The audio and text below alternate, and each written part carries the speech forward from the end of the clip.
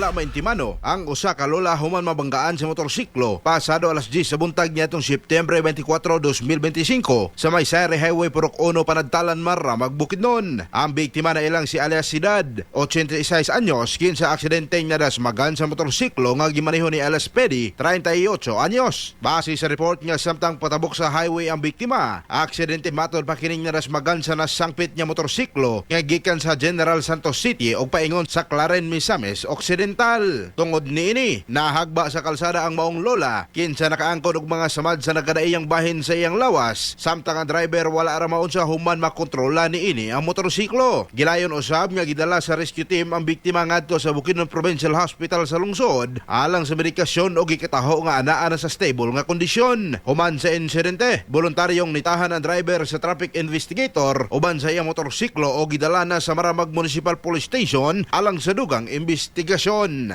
Mga katropa, kape ba nga healthy imong gipangita? Pag Santon Plus Coffee Mix na alang sa nakahiusang Pilipino para sa Pilipinas. Katropang Ruston Villafranca, X5 News.